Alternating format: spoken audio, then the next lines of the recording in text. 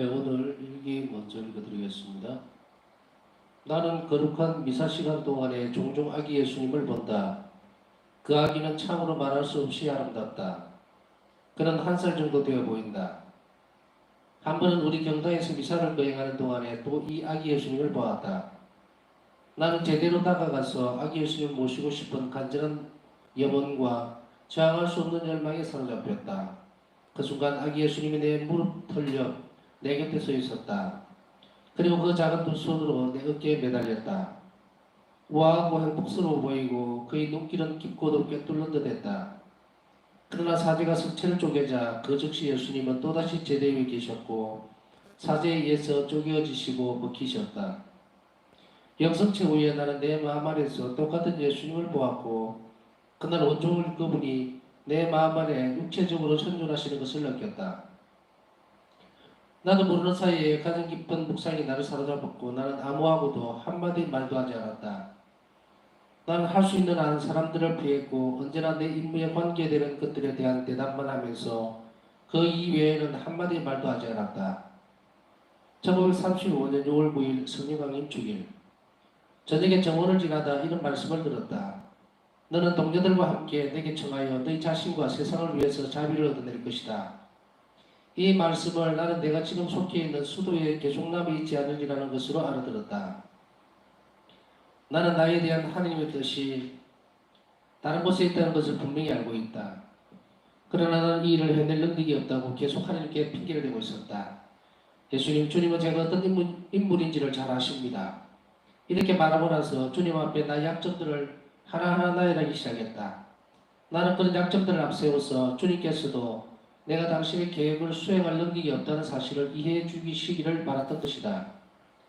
그런데 나는 이런 말씀을 들었다. 두려워하지 마라. 네게 부족한 것들은 모두 내가 직접 채워주겠다.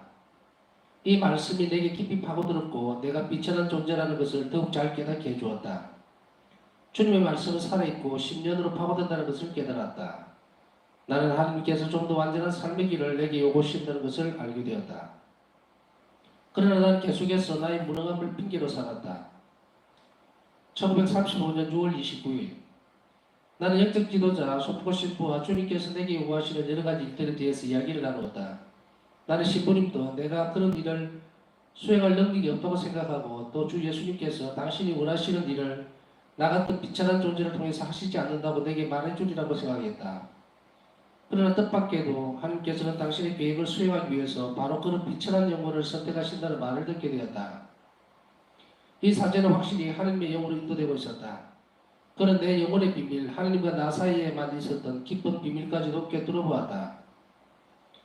이 비밀들은 나 자신도 제대로 이해하지 못했고 주님께서도 신부님에게 말하라고 분명히 명하신 적이 없기 때문에 나는 신부님에게 이런 이야기를 한 적이 없었다.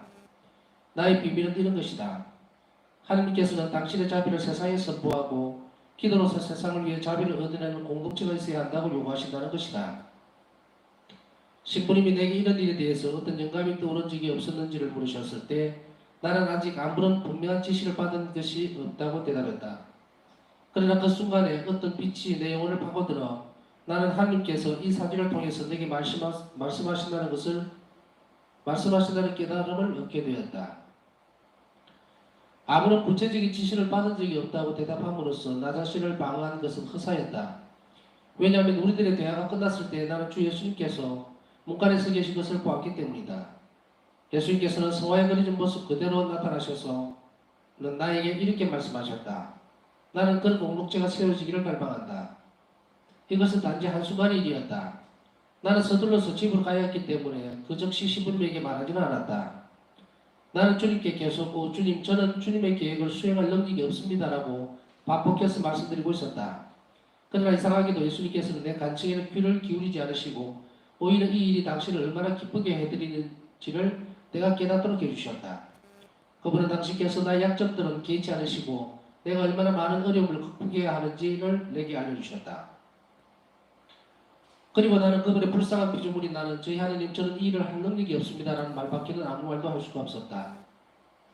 1935년 6월 30일 바로 다음 날 거룩한 미사가 시작되자마자 나는 힘을 할 수 없이 아름다우신 예수님을 배웠다. 그분은 당신께서 원하시는 것을 내게 말씀하셨다. 나는 그런 수도회가 가능한 한 빨리 창업되기를 원한다. 그리고 너는 너희 동료들과 함께 그 새 수도회 안에서 살아야 한다.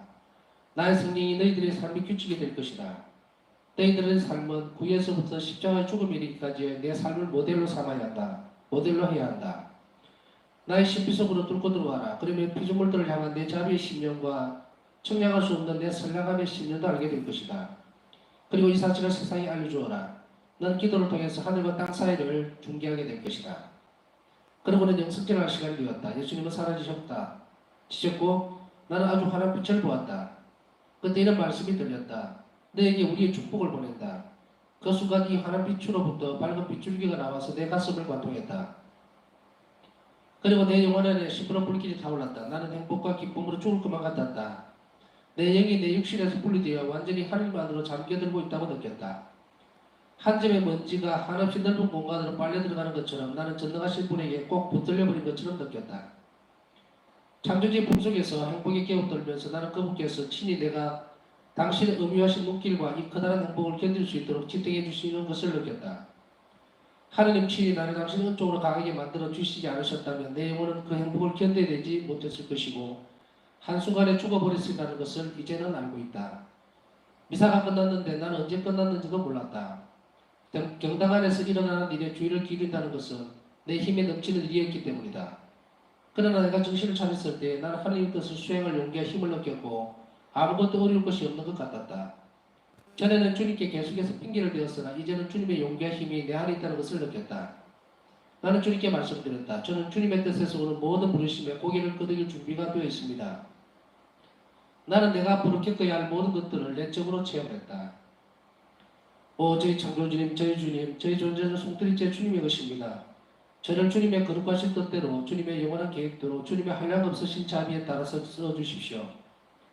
모든 영혼은 주님께서 얼마나 좋으신 분인지를 알아야 한다. 그 어떤 영혼도 주님과 친밀히 가까워지는 것을 두려워하지 말아야 한다. 어떤 영혼도 자신이 비천하다고 핑계를 대서는 안 되고 어떤 영혼도 하나님의 초대를 뒤로 미루어서는 안 된다. 그런 행동은 주님을 기쁘게 해드리는 것이 아니기 때문이다. 내가 진정으로 아는 바 나처럼 비천한 영혼이 없는데 거룩하신 주님께서 당신을 이렇게 낮추시니 나는 놀라움을 금할 수가 없다. 오 영혼이시여 주님이 무한하신 자비를 합당하게 찬양하기에는 영혼도 짧기만 합니다.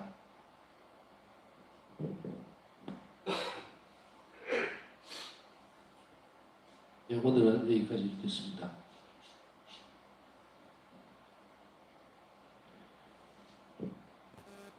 오늘 하루 종일 일기를 묵상하면서 어떤 갈등이 일어났어요. 그래서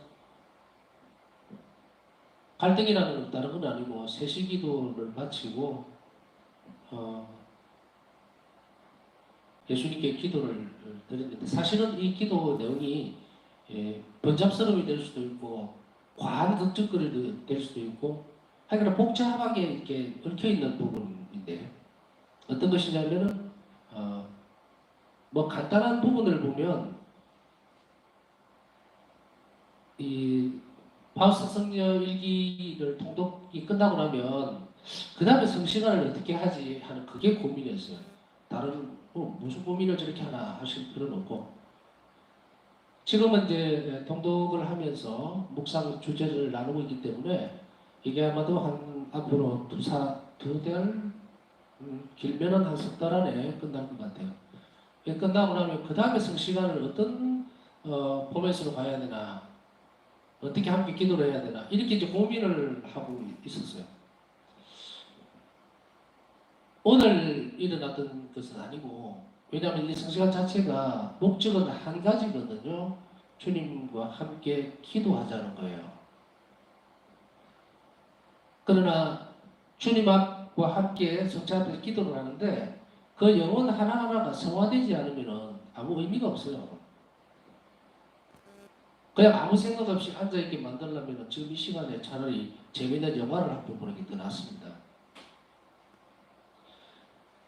이 시간은 정말 예수님께 성체 안에 계시는 예수님께 우리의 성화를 위해서 필요한 은총들을 청하는 시간이어야 합니다. 우리가 성화되면 성화될수록 우리의 열정들은 어디로 넘쳐가느냐면 한 자비 사업으로 가게 돼 있어요. 그러나 그 이전에 어떤 것이든 마찬가지예요. 물통이 가득 차지를 않으면은 수도꼭지를 아무리 틀어봤자 물이 안 나옵니다. 모양과 형태만 가지고 있어서는 안 되죠. 우리 자신들이 정말 예수님 앞에 앉아있을 때 이 물통같이 빈 물통같이 덩그러니 앉아있으면 안 된다는 이야기입니다. 예수님은 우리에게 은총을 주시기를 너무도 간절히 바라시죠. 근데 우리가 그걸 얻어내야 되는데 이제 얻어내는 방법을 이제 이렇게 찾아가는 거예요. 바브사 성경의 일기를 통해서. 그 여하튼 이것이 끝나고 나면 어떤 형태로 이제 이 성시간을 주님 마음에 들게 할까라고 이렇게 고민을 하고 현재는 좀 됐습니다. 몇 번 한 서너 번, 뭐 대여섯 번 왕왕 이렇게 떠오르는데 오늘은 유독 그 생각이 많이 들어서 그 생각을 쭉 이렇게 하고 동시에 이제 이 바브사 성경 일기 묵상을 하고 있는데 순간적으로 어떤 느낌이 아니고 순간적으로 어떤 유혹이 확 파고들어오느냐면 비웃는 것이 파고들어오는 거예요. 이 마귀가 어떻게 파고들어오냐면 무슨 고민을 그렇게 하고 있느냐, 이 시간에 며칠이나 같이 할 거라고. 그 순간에 잠시 주춤한 거예요. 그런가? 뭐 사람이라도 많고 뭐 어떻게 되면은 이걸 고민할 그런 부분인가? 그러다가 문득 이 유혹이구나. 내가 이렇게 하면 안 되지. 한 명이 되든 두 명이 되든 그건 뭔 상관이야. 한 명이라도 함께 기도할 수 있으면 그걸로 종한 것이지. 그러면은 우리가 함께 그 기도를 어떤 방식으로 하는 것이 더 나을 건가를 고민하는 것이 뭐가 그렇게 잘못됐느냐라고 하니까 이제 이런 마음이 싹 사그라들면서 도망을 가더라고요. 이게 도망가고 나니까 즉시로 어떻게 이 일기가 끝나고 묵상이 끝나고 나면 어떻게 성시간을 해야 된다고 예수님이 가르쳐 주는 거예요. 이 말씀을 드리는 것은 대단히 중요합니다. 바브사 성경의 일기를 쭉 따라가다 보면 이렇게 낙담하거나 혹은 주춤거리는 순간에 어둠으로 확 돌아버립니다. 우리 자신들 스스로가 지금은 이렇게 모여있지를 않죠. 각자가 혼자서 지금 이 성시간을 함께하고 있는데 물론 제일 좋은 것은 빨리 코로나가 종식이 되고 함께 모여서 이 성시간을 지낼 수 있으면 얼마나 행복하겠습니까마는 이 시간이 언제까지 갈지도 모르겠고, 그러나 적어도 우리가 허락된 한도 내에서는 우리가 쓸 수 있는 방법을 통해서 하나님께로부터 우리가 얻어내야 될, 청해야 될 은총들을 이런 식으로라도 얻어내야 되지 않겠나 하는 거예요. 그러다 보니까 우리는 각자의 자리에서 지금 있게 됩니다. 혼자서 다들 혼자죠, 지금 상태가. 뭐 가족들끼리 모여서 지금 성식을 하고 있는 분은 아마 제 생각에는 없지 싶습니다. 여하튼 혼자 있을 때에 우리가 가끔 이런 유혹들이 파고들어 버리도 그걸 무방비 상태로 놓아놓는 경우가 있습니다. 어떤 때냐? 내가 이 기도하면 뭐하지? 아무도 몰라주는데 내 혼자 이렇게 애써서 뭐하나? 이게 어둠이에요. 이런 생각들이 확 돌아버립니다. 그러면서 너 기도를 필요가 없다. 니까지 이렇게 무슨 기도를 하느냐? 응? 네 꼴을 안 봐라. 네 처지를 안 봐라. 니나 잘해라. 네 것도 잘 못 챙기면서 무슨 불쌍한 영혼들을 위해서 기도를 한답시고 그렇게 있느냐라고. 이게 다 몰아내셔야 돼요. 이것이 그럼 어떻게 식별이 되지느냐? 이걸 몰아내면 즉시로 기쁨이 들어옵니다. 예수님만 이 사실을 알아주시면 되지. 하나님만 아시면 되지. 사람들이 알아주기를 뭘 바라며 그 가치나 그것은 하나님이 정하시는 건데 라고 하면 즉시로 물러나면서 그 다음에 우리가 어떤 식별을 하게 되느냐? 평화가 찾아오는 거예요. 그 순간에, 그 상황에. 그렇게 되면 이것이 예수님이 나에게 주는 중요한 순간들을 어둠이 이렇게 방해를 하는구나 하는 것을 조금씩 배워가는데, 그럼 이거는 어떤 과정이냐? 예수님의 성령을 통해서 우리를 교육시키는 과정입니다. 그래서 그 선한 것들을 마음 깊이 잘 가지게 돼요. 그러면 다음에는 또 다른 형태의 무엇이 들어오더라도 이제 그 영혼은 조금 자라있기 때문에 즉시 무엇이 어둠에서 온 것이고 성령께서 주시는 것인지를 식별해내기 시작합니다. 그렇게 함으로 인해서 우리의 작은 희생과 또 우리의 노력들이 예수님께서 얼마나 큰 구원 사업의 어떤 원동력, 제물로 사용하시는지를 알게 됩니다. 그러면 그 영혼은 이제 그 일을 거치지를 않습니다. 그 영혼은 이미 주님께서 원하시는 것이 내 삶에 있어서 가장 기쁜 일이라는 사실을 조금이라도 맛보기 시작하면 이제 그 영혼은 모든 일들 가운데서 그 일들을 찾아 나가기 시작합니다. 바울사도는 여러 갈래에서 굉장히 많은 부분들을 이렇게 열어주고 있습니다. 우리에게. 그래서 하나하나의 순간들마다 우리의 기도와 노력이 헛되지 않다는 것을 격려해주고 있고, 그리고 당신 또한 그런 과정들을 거쳐감으로 인해서 예수님께서 기뻐하시는 것들만 골라서 선택했다는 것을 우리가 잘 알아들을 수가 있습니다. 그러나 이 묵상을 통해서 제가 생각하는 것은 어떻게 하면 하나님께 우리 영혼의 성화를 위해서, 예수님과 일치를 위해서 필요한 은총을 어떻게 얻어낼 수 있는가를 배우는 거예요. 바울사 성녀는 또 다른 우리의 선생님이고 우리는 그 길을 따라가는 학생들입니다. 어릴 때는 모방이 가장 빠른 방법이기도 합니다. 자신의 것을 창조하기보다는 이미 이루어 놓은 것을 차근차근 그대로 습득해 나가는 거예요. 오늘 바울사 성령 1, 2 전체는 어떻게 되냐면 완전 관상으로 이루어졌어요. 그러면 관상 그래서 하는데 바울사 성령가 지금 오늘 이게 나온 이 상태가 관상이에요. 어떤 특별한 방법이나 모양이 있는 것이 아니라 이 길을 그대로, 그러나 여기에 조금 디테일하게 구체화된 것들은 교육을 통해서 배울 수 있겠지만, 그러나 실천적인 면으로 봤을 때는 바로 바울사 성령의 삶의 전체에 있어서는 어떤 부분들이 섞여 있느냐면 섭득관상과 주입관상이 두 개가 다 섞여 있어요. 우리가 살아가면서 걸어가야 되는 일반인들이 저를 포함해서 살아가면서 얻어내는 관상의 길은 주입관상이 아니라 섭득관상입니다. 섭득관상은 말 그대로 우리가 습득해 내는 거예요. 지금 여러분들이 이 시간을 통해서 예수님께서 걸어가셨던 십자가 길을 걸어가는 그 마음으로 우리가 이 형태의 바울사 성녀가 걸어가는 이 영성의 길을 우리가 쭉 따라와 봤기 때문에 이거 어떤 겁니까? 이것을 계속 연습하고 습득해버리면 말 그대로 관상생활로 들어가는데 이걸 습득관상이라고 그러죠. 주입관상은 하느님께서 바로 부어주시는 거예요. 본인의 의지하고 상관없이 하나님의 신비에 대해서 그대로 알아버리는 상태. 오늘 일기에서도 마찬가지로 바울사 성녀는 바로 이 관상생활에 대해서 뭐 별다른 말씀하고 계시는 것이 아니고 보면은 꿰뚫고 들어왔다, 10년으로 파고들었다, 그렇게 하면서 알게 되었다라는 것을 깨달았다는 표현을 저는 잘 싫어합니다. 왜냐하면 깨달음이라고 하는 것은 스스로 본인이 뭘 하는 거예요. 그렇게 할 수 없어요. 하나님에 대해서는. 가톨릭교회는 계시종교입니다. 하나님께서 열어주시지 않으면 우리는 전혀 알 수 없는 거예요. 우리 영혼의 문도 내가 열 수 있느냐 천만에요. 성령께서 그 길을 열어주셔야 돼요. 그럼 어떤 겁니까? 우리 힘으로 할 수 있는 것이 없다는 이야기입니다. 그래서 우리 신앙생활은 은총생활을 이어야만 한다는 거예요. 이것을 오늘 전반적으로 오늘 일기에서 전체적으로 다 드러내주고 있습니다.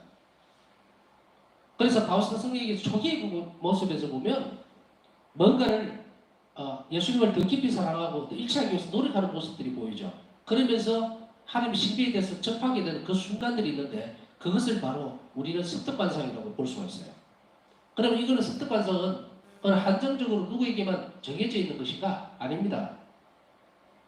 이 시간을 잘 따라오시면 여러분들 습득관상을 우리 들어가게 됩니다. 제가 일전에 책을 자비신신과 관련된 책을 동영상으로 넣어놨는데 거기에서 특히 좀 주목해야 되는 것이 어떤 부분이냐, 어떤 책이냐면 그녀는 평범한 삶을 비범하게 만들었다는 책이 있습니다. 이 말은 뭔가 평범한 삶을 통해서 비범하게, 다시 하면 어떻게 하면 이 평범한 삶을 통해서 완전한 관상생활을 할 수 있는가에 대한 것을 쭉 적어놓은 책이에요. 일반적으로 보기에는 대단히 힘들고 까다로울 수도 있겠지만 그러나 그런 무슨 뭐 법률적인 서적이라든지 아주 거창한 서적은 내용에 있어서는 엄청납니다. 그러나 그것을 읽기에 막 너무 교육을 많이 받은 학자들은 읽는 그런 책은 아닙니다. 충분히 읽을 수 있어요. 안에 들어있는 내용은 산과 바다와 보다 더 넓은 부분이지만 읽을 수 있는 부분으로 만들어 놓은 것이 그들은 평범한 삶을 비범하게 만들었다는 거예요. 내가 하는 작은 상황을 통해서, 작은 일을 통해서 어떻게 비범하게 만들 수 있는가, 특별하게 만들 수 있는가, 그 길을 쭉 가면 일상적인 삶에 있어서의 관상생활이 가능하도록 만들어 놨어요. 이 부분은 따로 시간을 내서 영성 강의를 해야 될 부분이기 때문에 참 다룰 수 있는 것이 다루지 못하는 것이 안타깝기는 합니다. 언젠가 기회가 되면은 지금 이제 바울사성의 일기를 따라가는 것 그리고 이 성시간에 함께하는 이 묵상은 빙산의 일각이에요. 좀 더 이제 많은 시간들이 저한테 허락이 되고 또 형편이 된다면 바울사성의 영성뿐 아니고 바로 그런 부분들을 다루고 싶기는 한데 미지수입니다. 아직까지는. 그렇지만 책을 통해서 우선 접할 수 있는 부분이니까 그렇게 한번 읽고서 나름대로 이런 거구나 하는 것을 알 수가 있을 것입니다. 관상생활의 어떤 부분들을 너무 복잡하게 생각할 필요는 없고요. 저희들이 지금 우리가 가고 있는 이 길을 그대로 쭉 잘 따라오시면 됩니다. 대신에 아까 말씀드렸듯이 물통 역할, 빈통으로만 앉아있으면 안 되겠다. 그러면 오늘 첫째로 우리는 하나님께 어떤 내적 은총을 청할 것인가. 이 시간에는 오로지 우리 영혼 사정에 맞는 상황들에 대한 은총을 청해야 합니다. 노노의 걱정스러워서 말씀을 드렸지만 예수님과의 이 시간 안에서의 내적인 어떤 기도라고 하는 것은 모든 걱정거리나 거심거리들을 끌고 들어오라는 시간이 아닙니다. 뭘 어떻게 해야 되는데 아픈데 또 뭘 하는데 하지 말라고 그랬죠 지난번에도. 그게 주실 거예요. 한 곳에만 집중하면 예수님 마음에 드는 것 그 일을 해야 돼요 지금. 그걸 하면 예수님께서 마음에 드는 일을 하는데 무엇을 얻어주시겠느냐는 거예요. 그게 건강이 됐든 재물이 됐든 다 얻어낼 수가 있어요. 그런데 그게 주객이 전도돼서는 안 된다고 얘기했죠. 주님 보시기에 A라는 사람이 내 앞에 있는 이 태도가 마음에 안 들어. 근데 그걸 줄 수가 없어요. 태도가 마음에 안 든다는 내적 마음가짐, 내적인 태도가 마음에 안 든다는 건 어떤 겁니까? 쭉 설명해 왔잖아요. 영혼을 열고 정말 주님을 사랑하는 방법, 그걸 찾고 고민하고 저에게 무엇을 원하십니까?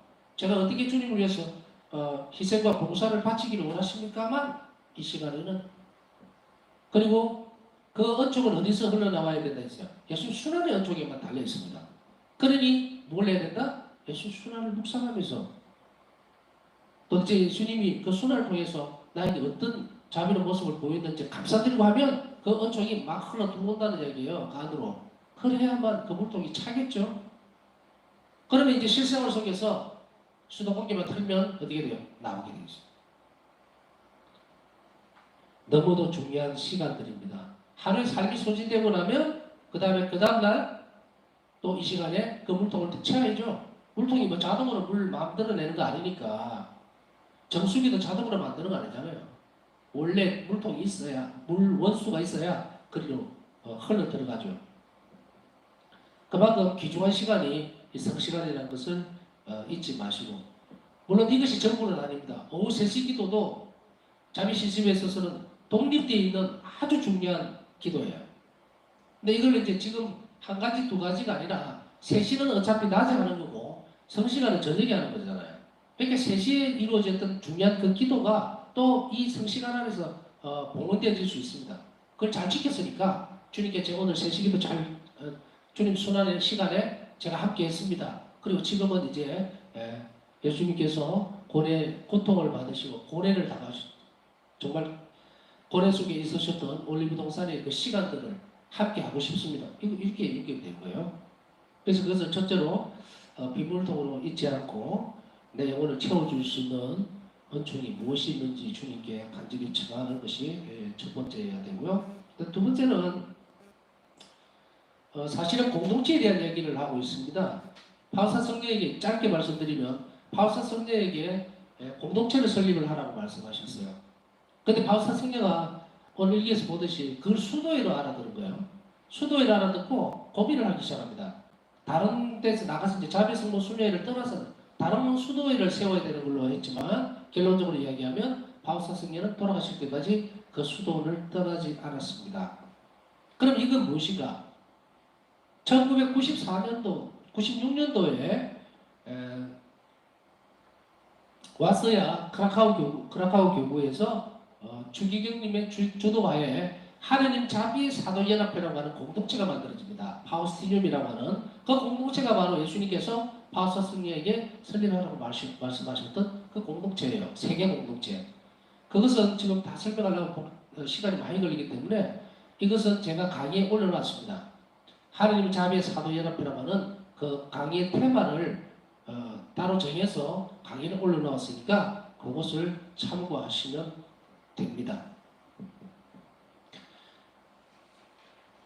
바우사 성녀는 오늘 내적으로 굉장히 많은 그 싸움을 하게 됩니다. 무능함을 핑계대고 또 그것을 피해가려고 하고 그러나 예수님의 갈망과 갈등이 나뉘죠. 갈망 안에서 이것이 이제 해결이 되어지는데 이 대목을 우리는 오늘 가슴 깊이 새겨야 됩니다. 우리가 어떤 일을 할 때에 두려워하고 정말 이게 하나님이 원하시는 것은 맞는데 내가 그런 자격이 있을까? 도대체 내가 뭔데 이런 기도를 바칠 수가 있을까? 내가 이렇게 기도한다고 해서 하나님 기뻐하실까? 내가 여러 영혼들에서 기도한다고 해서 또 저 지구 반대편에 굶고 있는 아이들을 위해서 내가 기도한다고 해서 주님께서 정말로 그것을 쓰실까? 두려워하지 마라. 너에게 부족한 것들은 모두 내가 직접 채워주겠다. 우리는 우리 힘으로 살 수 있는 게 아닙니다. 은총생활에 순하게 가는 삶은 우리는 점점 작아져야 되고 바울사도 말씀처럼 그리스도께서는 점점 커지셔야 된다. 우리 안에. 그럼 어떻게 이것이 커지게 될까? 자, 끝으로 바울 선생의 일기에서 계속 이 부분이 드러나요. 어떻게 부분들이 드러나냐면 영성체에 대한 부분들이 계속 드러납니다. 그런데 이 영성체 때의 그 모습이 어떻게 드러나는가? 아기 예수님으로 드러나요. 아기 예수님으로 드러나는데 일기를 주의 깊게 잘 살펴보면 어떻게 보면 소름이 끼칠 정도의 표현 방식, 표현이 아니고 그 모습을 드러냅니다. 뭡니까? 아기 예수님을 쪼개어서 영했다.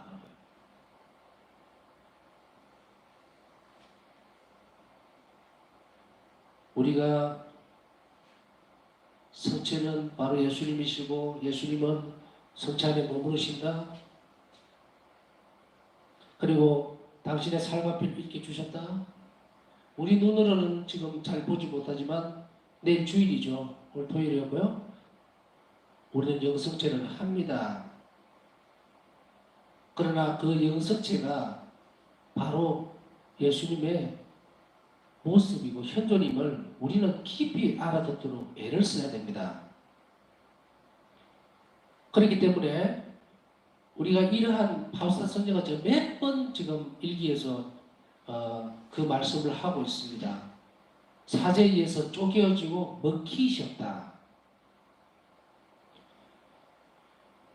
그런데 이 부분에서 하나 더 특이할 만한 것을 우리가 묵상해 보고자 합니다. 바울사 성녀는 사제에 의해서 쪼개어지고 먹히셨다. 그 다음에 영성체 후에 이제 영성체를 한 거예요. 그걸 보고 성체를 명하고 나서 나는 내 마음 안에서 똑같은 예수님을 보았다. 그날 온종일 그분이 내 마음 안에 육체적으로 현존하시는 것을 느꼈다.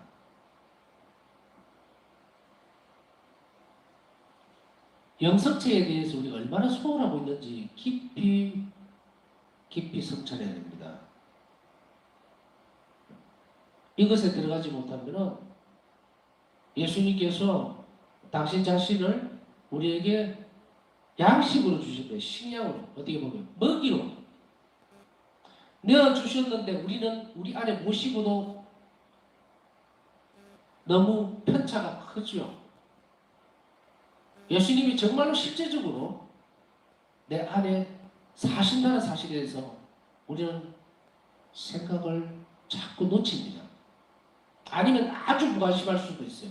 그래서 성체는 바로 예수님의 살과 성회는 피라는 사실에 대해서 교리적으로만 알고 10년, 20년, 30년 영성체를 해도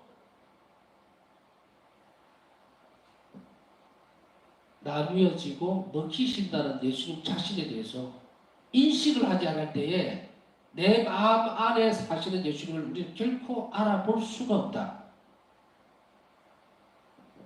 인식의 문제라고 말씀을 드렸습니다. 인식의 문제라는 말은 의식적으로 분명하게 그 사실을 계속해서 되돌려서 생각해야 된다는 얘기죠. 떠올리지 않으면 안 됩니다. 그렇게 돼야만 내 행동이 교정이 일어나요. 내가 무엇을 하든 간에 내 안에 예수님과 함께하고 싶어하는 열정이 생기게 되고 내가 이 일을 예수님과 함께 할 수 있으리라고 하는 자신감이 생기게 되고 기쁨이 생기게 되는 거예요. 그래서 마지막으로는 예수님을 오늘 성체를 바라보면서 주님은 누구십니까? 아니라 주님은 저에게 어떤 모습으로 오셨는지에 대해서 묵상해야 돼요. 똑같은 동일한 성체로 왔는데 모시는 사람에 따라서 전부 다 틀려버린 거예요. 그럼 나는 어떤 종류의 어떤 상태에서 성체를 늘 명하고 있는지 깊이 숙고해야 됩니다. 바울사 성자가 오늘 보여주었던 그 모습 그대로 나뉘어지고 찢어지고 먹히는 그 예수님을 내가 인식할 수 있을 때까지 알아들을 수 있을 때까지 끊임없이 성체 앞에서 계속 그 은총을 청할 수 있어야 합니다. 그래야만 오늘 바울사 당사가 말씀하셨던 것이 내 마음에 살아계심을 느꼈다. 거리로 우리는 가야 합니다. 남은 시간 제가 말씀드렸던 중심으로 해서 묵상해 가도록 합시다.